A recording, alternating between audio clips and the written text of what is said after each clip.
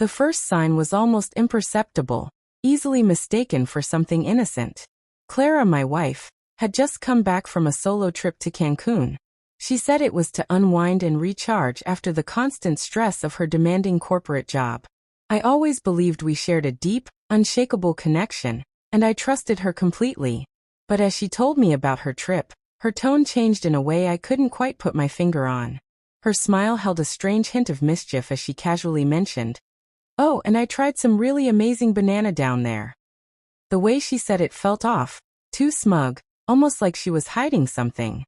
At first, I laughed it off, thinking maybe it was some exotic fruit or local treat. But the words stuck in my mind like an irritating itch. She seemed way too pleased with herself. That night, after she had fallen asleep, I sat alone in the living room holding her phone. I hated myself for what I was about to do, knowing it was a violation of the trust between us.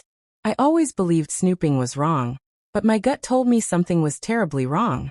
With trembling hands, I guessed her passcode, a combination of her birthday and our wedding anniversary. The first thing that caught my eye was a hidden folder buried deep inside her photo gallery. My heart pounded as I opened it. Inside were dozens of pictures and videos of Clara at the beach, laughing and wrapped in the arms of a man I had never met before.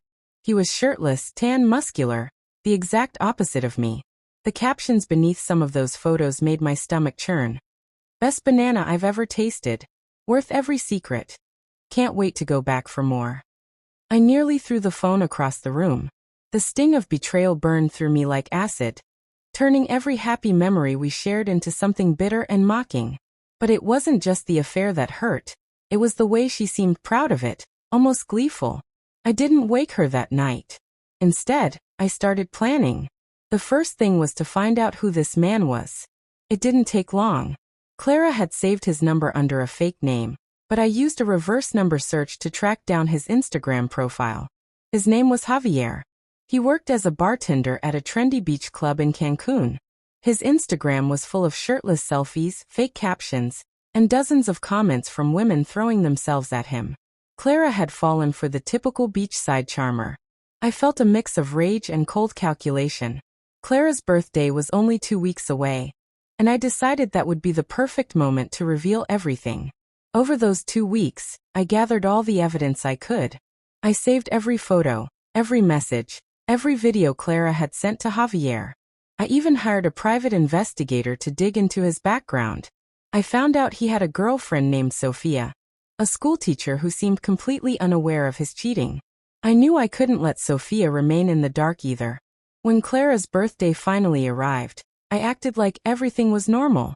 Her parents and a few close friends came over for dinner. I bought Clara a gift, a delicate silver locket she had admired for months. She was beaming when she opened it, completely unaware of the storm brewing beneath the surface. After dinner, I stood up and tapped my glass to get everyone's attention. "Thank you all for coming tonight," I began, forcing a calm smile. "It's been a difficult year, but tonight is about celebration. Clara, my love, you deserve to feel special." She blushed and placed a hand over her heart. For a moment, I felt a flicker of guilt, but I crushed it down hard. "This year, I got you something extra special," I said, reaching under the table. I pulled out an envelope and handed it to her. Her smile faded as she unfolded the papers inside. Photos and screenshots documenting her betrayal. "What is this?" she stammered, eyes wide with shock. "It's your banana, Clara," I said coldly. "The delicious treat you couldn't stop bragging about. Now everyone here gets to see it." Gasps rippled through the room. Her mother's face twisted in disbelief. Her father slammed his glass down, demanding an explanation. Clara's eyes darted frantically around the table, searching for an escape, but there was none. "I'm not the only one you betrayed," I continued. "Sophia deserves to know the truth too." I pulled out my phone and played a video I had recorded earlier, a split-screen Zoom call with Sophia. I calmly explained everything, showing her all the evidence. Sophia's face crumpled as the reality hit her. Her boyfriend was nothing but a liar and a cheat. I had already sent Sophia everything I had and she promised to take action on her end. Clara's jaw dropped as the video played. "You didn't," she whispered. "Oh, I did," I snapped. "But I wasn't finished. The very next day, after the disastrous birthday dinner, I flew back to Cancun.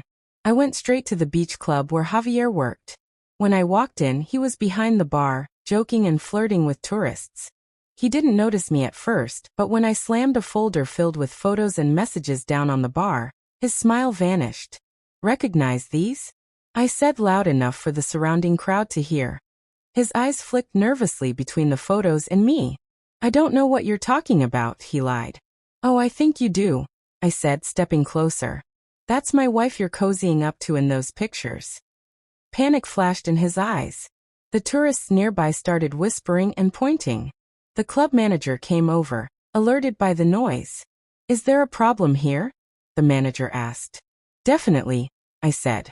"This guy's been sleeping with married women and bragging about it. You might want to know who you have representing your business." I handed the manager a copy of the evidence. The manager's expression hardened as he flipped through the documents.